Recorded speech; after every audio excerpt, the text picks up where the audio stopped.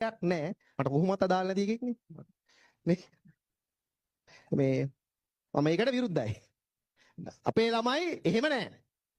අපේ ඉන්න හැම කෙනෙක්ම දක්ෂයි. අදක්ෂෝ මෙතන නෑ.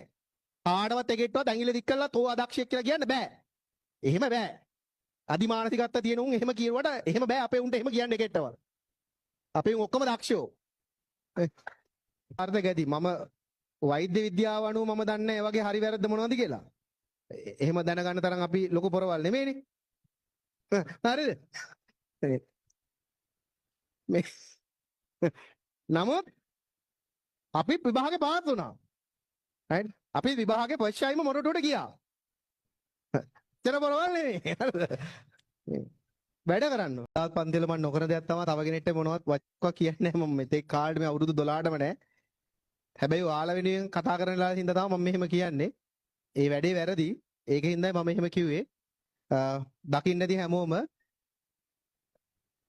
මට කොහොම පෞද්ගලික ගන්න නැහැනේ. හැබැයි කිසිදු දෙයක් ඔයාලා හැමෝම එකටම ඉගෙන ගත්ත අධ්‍යාපන මට්ටමක් තියෙන ඔයාලා කැමතිින්දා මේ විෂය ධාරාව තෝරගත්තා මිසක් ඔයාලට ඒක කරන්න බැරි කමකට ඔයාලා ආව නෙමෙයි. එතකොට මේ හැම කෙනෙක්ම එකම මානසිකත්ව මට්ටමක ඉගෙන ගන්න ළමයි ඒ නිසා ඒකෙන් වෙන්නේ ඒ යම් පුද්ගලයෙක් අපේ විෂය බාල්දු කරලා කතා කරනකොට වෙන්නේ සමාජයේ ඒ විෂය ධාරාව ඉගෙන ගන්න හැම කෙනෙක්ටමද ඇත්තරම අද වෙනකොට ප්‍රධාන පෙළේ පුද්ගලයෙක්නේ. ඒ සමාජ මත මං හිතන්නේ ඒ වෙනකොට සමාජයේ මං හිතන්නේ සෑහෙන පිරිසක් එතකොට දෙක දැකලානේ. එහෙමනේ. එතකොට ඒ සමාජ මතයක් විදිහට හැදෙන සමාජ මත එතකොට වැටෙන්නේ ගොඩාක් මෙන්ටැලිටි අවුල්. නේද? නැත්නම් ඒ ලෙවල් වලට අඩුම ප්‍රතිඵල තියෙන. ඒ ලෙවල් මේ විෂය ධාරාව කෙරුවත් හොඳ තැනකට යන්න බැරි දරුවෝ ටිකක් තමයි ටෙක්නොලොජි කරන්න වගේ මානසිකත්වයක්.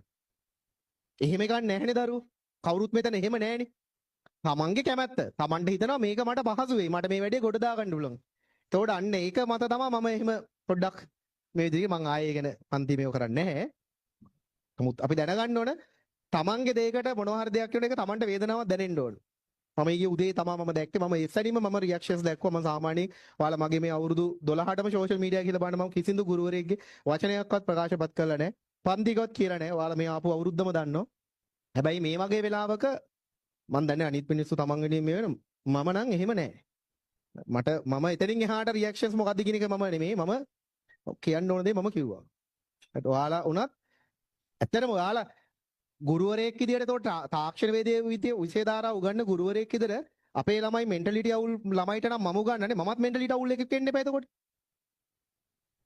නේ? සමාජය එහෙමනම් දකින්නේ. එතකොට මෙතනින් ගිහිල්ලා ඉංජිනේරුවෝ බවට පත් වෙලා විශ්වවිද්‍යාලවල ආපහු ළමයිට උගන්වන ගුරුවරොත් මෙන්ටැලිටි අවුල් වෙන්න එපා. නේද? දොර දැන් ඉසුසු එකේ සතස මෝටර්ස් එකේ වත්තල බ්‍රාන්ච් එකේ ප්‍රධාන ඉංජිනේර් ඒ කියන්නේ මැනේජර් අවුරුදු 27යි අපේ කොල්ලෙක්. ඒතර ඌ තමයි සම්පූර්ණම ලක්ෂ 300ක මාසෙක මේ ටාගට් කවර් කරන කොල්ලෙක්. උන් එතකොට ඔක්කොම මේ ඉසුසු වෙන හැම වාහනයක්ම හදන්නේ මෙන්ටැලිටි අවුල් ලැබුන්නේ එතකොට. මම වැරදිද? මම කියන්නේ එහෙම බෑ. එහෙම බෑ. මං ඒකටයි මම කතා කරන්නේ. නැතු වෙන දෙයක් නෑ.